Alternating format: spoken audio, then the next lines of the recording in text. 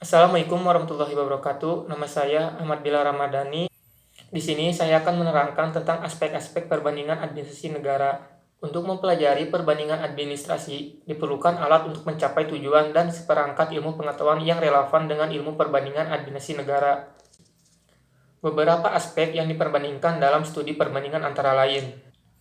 Aspek yang pertama ada bentuk negara. Pada dasarnya, bentuk negara adalah hakikat suatu negara sebagai suatu kebulatan mencakup keseluruhan kedaulatan negara. Beberapa bentuk negara antara lain sebagai berikut. Yang pertama, negara kesatuan yang terdiri atas sistem sentralisasi, yaitu pemerintahan pusat yang memegang seluruh kekuasaan pemerintah di dalam negara tersebut. Dengan perkataan lain, pemerintah pusat tidak melimpahkan kekuasaan pada pemerintah daerah. Ada juga negara kesatuan yang menganut sistem desentralisasi, yaitu pemerintahan pusat memberikan atau melimpahkan sebagian kekuasaannya pada pemerintahan daerah. Dengan demikian, pemerintahan daerah dapat mengurus urusan rumah tangganya sendiri atau otonom. Yang kedua, negara serikat, yaitu suatu negara yang terdiri atas beberapa negara bagian yang tidak mempunyai kedaulatan keluar. Kedaulatan keluar ini hanya dimiliki oleh gabungan atau serikat atau federasi dari negara-negara bagian yang lazim dinamakan pemerintahan federal. Yang ketiga ada perserikatan negara, yang dimana negara merupakan salah satu perserikatan negara yang anggota-anggotanya terdiri atas negara-negara yang mempunyai kedaulatan penuh, baik kedaulatan keluar maupun kedaulatan ke dalam. Perserikatan ini didasarkan pada perjanjian yang di dalamnya terdapat aturan kerjasama yang menyangkut kepentingan semua pihak. Yang keempat ada Real Uni dan Personal Uni. Real Uni dan Personal Uni adalah gabungan negara yang dikepalai oleh raja atau ratu.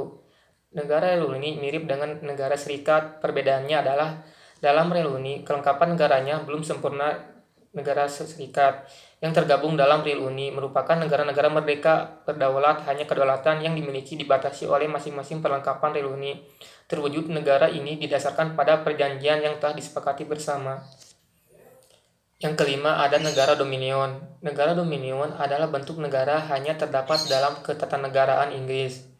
Yang keenam, daerah jajahan. Daerah jajahan atau koloni adalah daerah yang tidak diperintah bangsa lain, yaitu negara kolonial atau negara penjajah.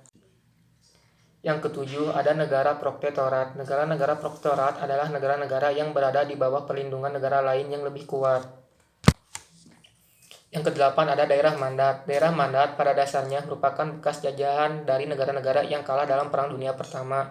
Sesuai dengan perjanjian Versailles, daerah mandat ini merupakan jajahan dalam bentuk dan manifestasi yang baru. Yang kesembilan ada daerah truste. Pada dasarnya sistem truste ini diawasi oleh salah satu dewan perwakilan yang mengarahkannya untuk menjadi negara merdeka dan berdaulat. Pada aspek yang kedua, ada bentuk pemerintahan. Bentuk pemerintahan adalah segi-segi dan faktor-faktor dari unsur-unsur susunan organisasi negara terdapat dalam suatu negara. Bentuk pemerintahan terbagi menjadi dua, ada monarki dan republik. Bentuk pemerintahan monarki dikepalai oleh raja atau ratu yang memegang tampuk pemerintahannya secara turun-menurun.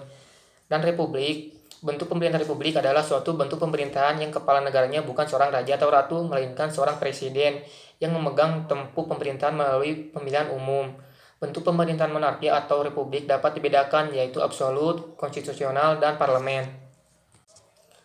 Pada aspek yang ketiga, ada sistem pemerintahan, yaitu yang dimana hubungan antar organ pemerintah dan alat perlengkapan negara-negara lainnya yang ada atau menjalankan fungsinya di dalam suatu negara. Alat-alat perlengkapan negara yang ada dalam suatu negara dapat dibedakan atas badan legislatif, badan atau lembaga eksekutif, badan atau lembaga yudisial, dan badan atau lembaga lainnya yang ada dan berfungsi sebagai alat perlengkapan negara.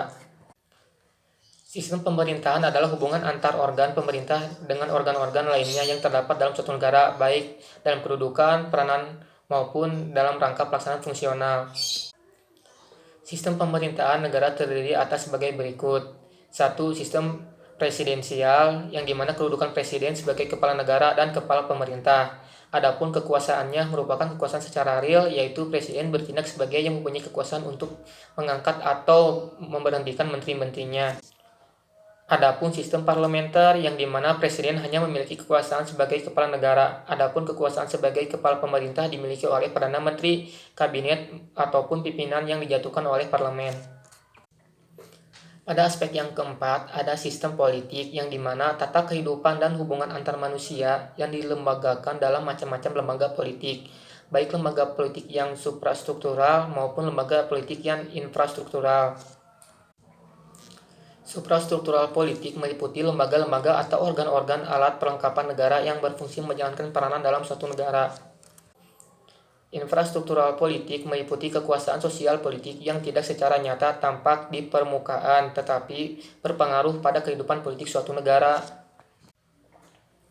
Lembaga-lembaga politik yang infrastruktural meliputi partai politik, golongan, asosiasi, kelompok penekanan, kelompok kepentingan, public opinion, serta golongan atau kelompok lainnya yang dipengaruhi kehidupan politik suatu negara.